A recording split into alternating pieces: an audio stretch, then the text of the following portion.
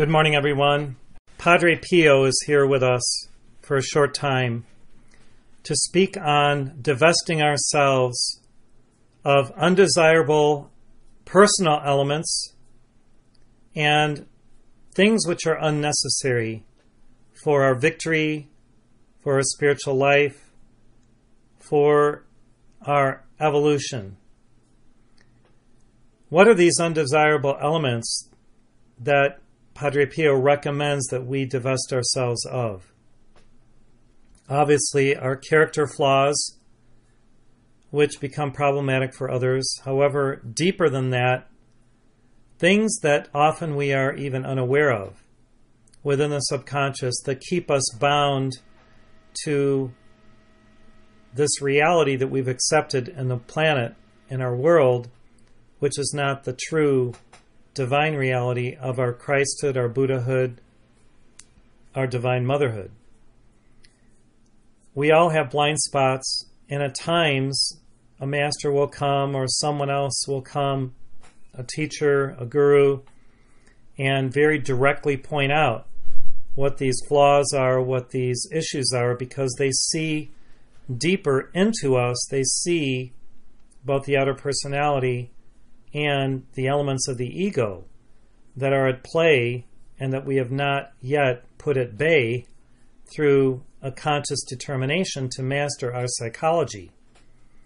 Now, in our prayer in the 60th section, I am the master of my psychology, there are 50 keys through these 50 verses to getting a hold of who we are, our divine personality, our divine individuality, through the overcoming of the lesser self, the dweller on the threshold, by being very astute, aware, and using our intuition to make that progress that we all require as one of the components of making our ascension.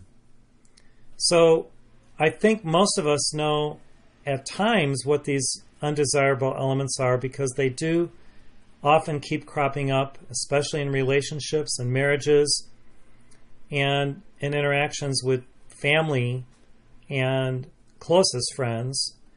And at other times they crop up in other ways through people that we may not consider friends, yet who are mirrors for us. Now, if we are truly desiring to have our victory, we will at least be open to receiving feedback from others when it comes, no matter how it comes, whether it comes in a nice way or whether it comes in a not so nice way. And the humble initiate is the one who is willing and able to receive that feedback without a lot of reactivity. The level of reactivity that you have, Padre Pio says, determines how deep you can go and how humble you are in order to work on those elements that are undesirable. And the more reactivity you have, the lesser the energy you will have to overcome the negativity and the downsides of your lesser self that are problematic. The less reactive you are, the more centered you are, the more you are willing to be self-effacing and humble yourself, the greater progress you will make in overcoming these undesirable elements. So you can very easily discover the deeper spirituality of many people through their humility and how willing they are to squarely look at themselves and make amends and apologize and ask for forgiveness, and then really to attempt not to repeat the issues, the problems, those things that will trip them up again and again and again. It becomes like a broken record for some people that they keep making the same mistakes over and over. And there's a groove, like on this broken record or a record that's compromised, where once the stylus goes to that part of the song, there is that groove, and then we fall into the trap. So we have to self-assess regularly and find out what are those things which continue to trap us and trip us up? And if we can look squarely at these and use the divine psychology of the Spirit through the help of Kuthumi and God Meru and Jesus and Omram and other masters, then we can make that steady progress up the mountain, and we can divest ourselves of these outer and inner accoutrements that no longer serve us.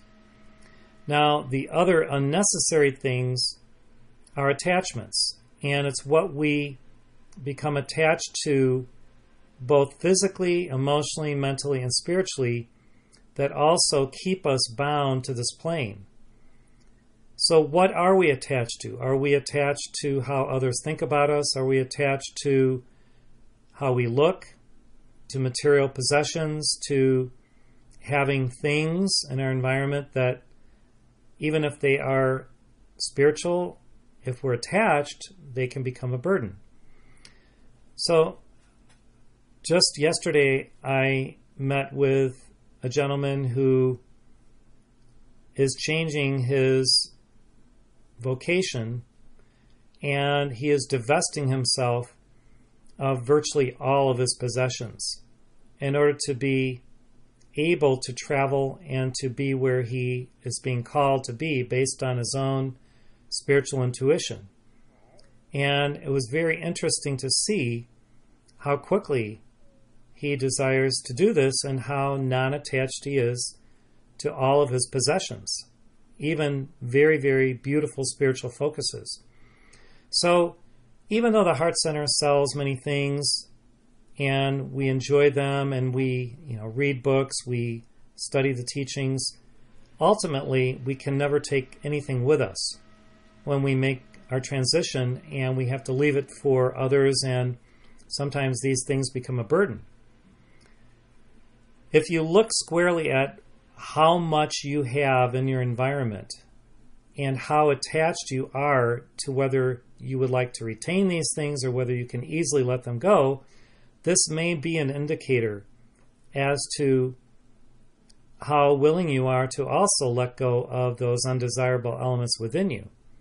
Because there is a little bit of a relationship between our ability to surrender human possessions and things with our ability to surrender those undesirable inner elements and our psychological hang-ups and our mental constructs and our memories of what others have done to us. One of the biggest issues, even for light bearers, Padre Pio says, is to let go of painful memories, of hurtful interactions and scars that we like to bring up when we think that someone is attacking us or doing things or saying things that are demeaning or problematic. If we continuously bring things up of what happened in the past in order to justify a current position that we're taking vis-a-vis another, that's a sign that we may not have done the deeper spiritual work and we are attached to something. And we all have to really squarely look at what we are attached to and decide whether we will release them and let them go.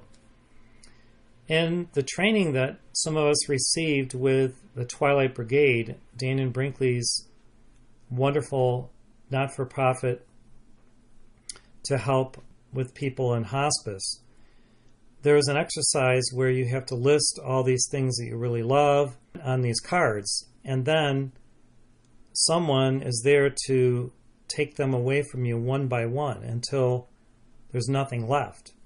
And these include your loved ones, your spouse, family, things, whatever. And it was an interesting exercise because at the point of transition, you have to release yourself from this plane. God will take you from this plane, of course. The Holy Spirit will receive your last breath.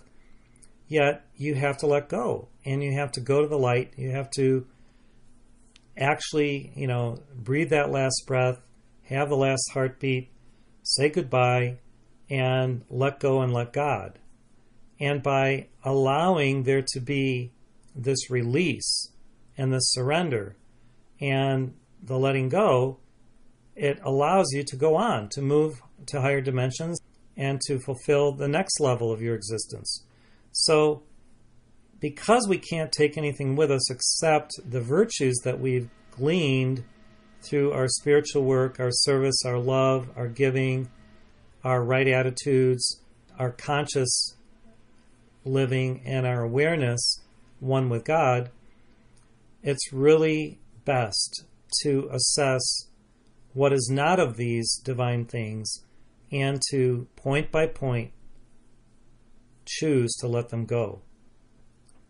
When we are willing to do this, the masters will assist us. The masters of the Ruby Ray will assist us. And Padre Pio and the Buddha of the Ruby Ray and Archangel Uzziel and Azalea and other great masters of the Ruby Ray and Buddhas of the Ruby Ray who will be there for us to help in that transition betwixt one plane and another, between one level of consciousness and a higher level. Now, some of this is always going on because we are letting go of our paradigms, our past attitudes all the time as we evolve, as we transmute using the violet light, and then move into the eighth ray action of accelerated love to let go of all lesser loves. So Padre Pio says that ruby love, true ruby love, which is accelerated love, helps you to let go of lesser loves.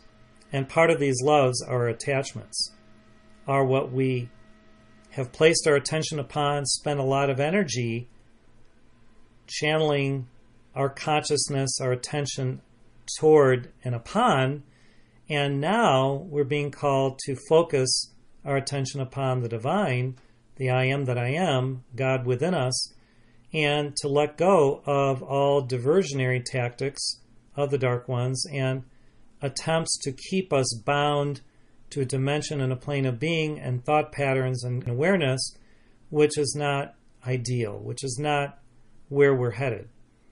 So this self-assessment and this desire to be desireless, it's okay to have the desire of desirelessness or disinterestedness.